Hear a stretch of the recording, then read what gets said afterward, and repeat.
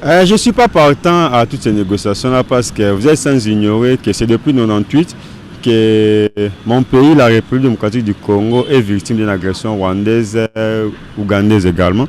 Mais depuis 1998, il y a eu des négociations en négociation.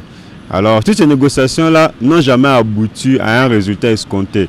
Alors, ça ne sert à rien de continuer avec des négociations aussi longtemps qu'il n'y a pas le respect dans les chefs des parties prenantes à toutes ces négociations-là. Alors, autant mieux prendre d'autres décisions ou aller peut-être à d'autres voies pour aussi un peu devoir aider la RDC à s'en sortir. Parce que les négociations, vraiment, ça n'aboutit pas. Nous sommes un pays souverain depuis 1960 et on s'assume s'il faut aller en guerre contre tous ces agresseurs-là. Le choix est clair. Hein? Bon, selon moi, je ne vois même pas l'importance de ce dialogue-là parce que l'option de la guerre a déjà été levée. On a tenté avec la diplomatie, ça n'a pas tenu. Maintenant, il faut maintenant appliquer la force, c'est tout. Donc, moi, je conseillerais aux autorités congolaises de ne pas prendre part à ce dialogue-là. Nous ne pouvons pas négocier avec le M23. Nous ne pouvons pas y être réinsérés dans notre pays. Non, nous ne voulons pas. Nous devons combattre. Combien de réunions avons-nous tout organisé? Mais le monsieur ne veut pas accepter. Il faudrait que, comme nous sommes, que les gens sont décidés d'enrôler, qu'on nous enrôle. Hein? Et qu'aussi, l'avion qui est atterri à Kisangani, qu'on arrête cet avion.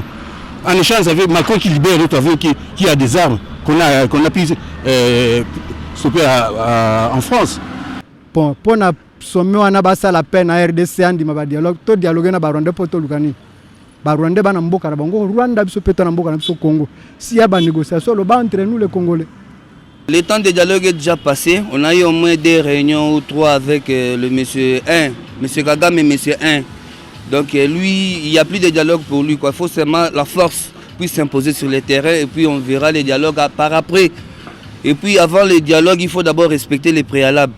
Je pense que durant les 2 réunions qu'on avait eues avant avec les Rwandais, on avait des préalables que les M23 devaient respecter. S'il n'y a pas respect des préalables, je ne pense pas qu'ils devaient négocier. L'agression rwandaise, chère amie, chère madame journaliste, c'est un phénomène qui continue à nous faire pleurer. Hein? Si on continue à compter maintenant des morts, ce ne sont pas des volailles, ni des bétails qui meurent là-bas, à Bunagabo, à l'Est. Ce sont des humains, des Congolais comme moi et toi.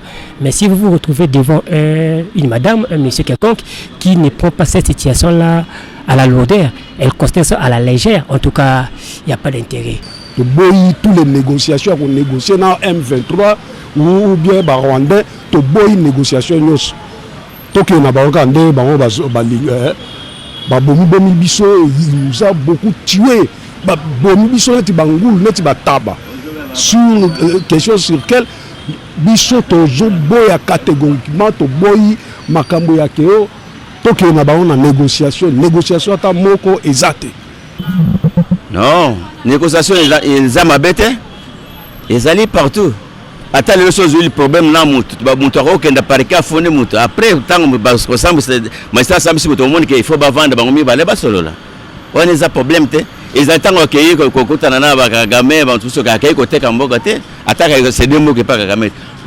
Tous les Congolais bazo c'est là que avant dialogue et banda ba ça le pas président na ba président tout d'abord au Rwanda azonga mboka naye na ba troupe na ba militaire. Après ça bazongi après to solo la bien. Mais ceux qui ba ke bazo mboka ba na côté Rwanda wana ko simbati.